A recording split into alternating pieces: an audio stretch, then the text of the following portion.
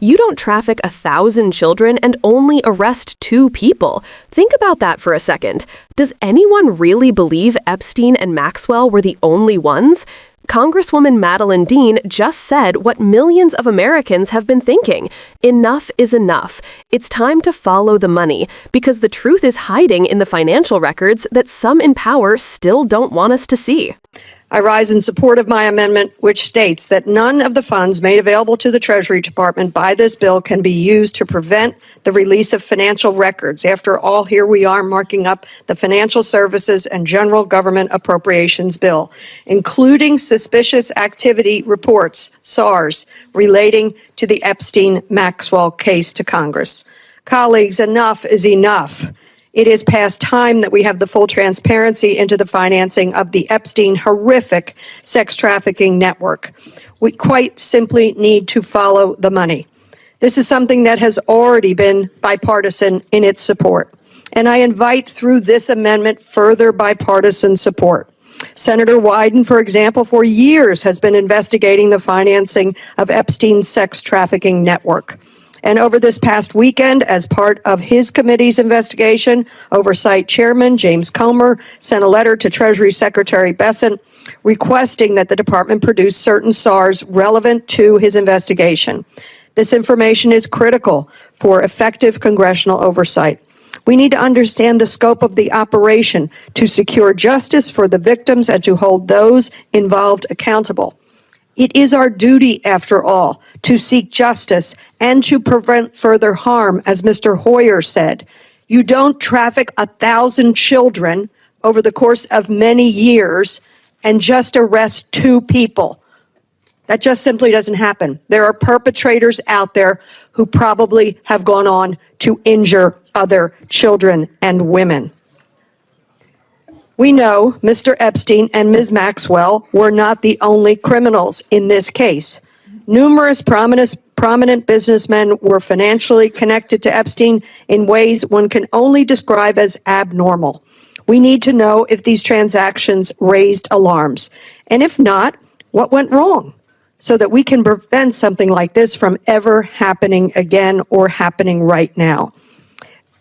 Additionally, the girls and women, they were criminally assaulted, they were raped, they were trafficked, they were molested, they were groomed. They deserve full honesty, transparency about what happened to them. And they deserve a chance to heal, if possible, and where possible.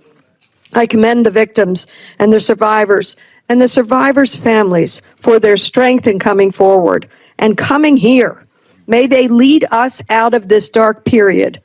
I'm sad to say that I fear my amendment will not gather the positive support from my Republican colleagues. I sincerely hope you will join me on this amendment. Let's get the SARs. Let's not allow for the SARs to be blocked by our own Congress, our own government, by our own acts as appropriators. I want to read a little more of what one of my colleagues here was reading. Today, victims of Jeffrey Epstein gave emotional accounts of sexual abuse on Wednesday here at the Capitol. They spoke at the steps of the U.S. Capitol and called for lawmakers to release more files about the convicted sex offender. One woman, Lisa Phillips, said the group had begun compiling a confidential list of Epstein associates who they say were involved in abuse. Quote, "We will confidentially compile the names we all know were regularly in the Epstein world," end quote. She said it will be done by survivors and for survivors. Let's stand with survivors as members of Congress. Let's stand with them and make sure everyone is treated to justice.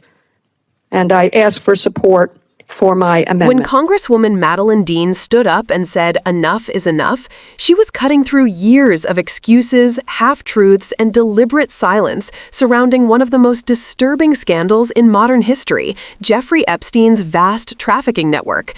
What she was demanding wasn't just another committee report or some routine disclosure. It was something far more fundamental: full transparency.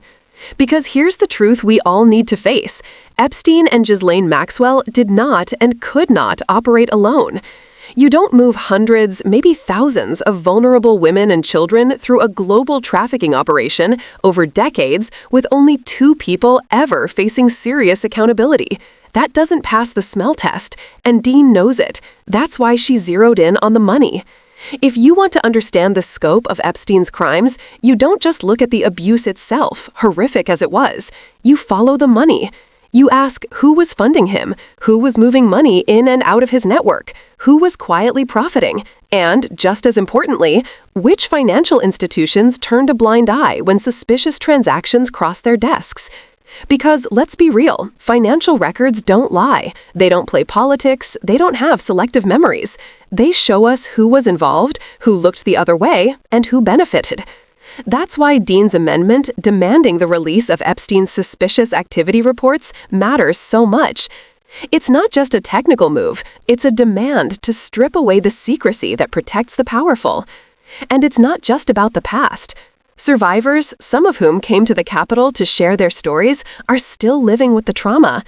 They are now the ones compiling names, drawing up lists of associates, and keeping the pressure alive, because they don't trust the system to do it for them. Think about how devastating that is. The people who were harmed are now doing the work our government refuses to finish. Dean's words, "You don't traffic 1,000 children and only arrest 2 people," should be etched in stone. That line captures the insult survivors have endured for years, to see the story framed as if Epstein and Maxwell were the whole iceberg, when in reality, they were only the tip. And let's not forget, some of the world's most prominent businessmen, politicians, and cultural figures circled Epstein's orbit. The question has always been why? What were they buying? What were they being offered? And what leverage kept them silent? Until those financial records are released, we won't have the full truth. But this is where you come in. Pressure works. Public outrage works. Survivors need allies outside the halls of Congress, because without outside voices demanding transparency, too many powerful people will hope this story fades away again. If we believe in justice, if we believe in protecting children, then we have to push for the release of every record, every transaction, every name that money touches. Because silence protects predators, transparency protects victims, and the survivors of Epstein's crimes deserve nothing less than the full truth.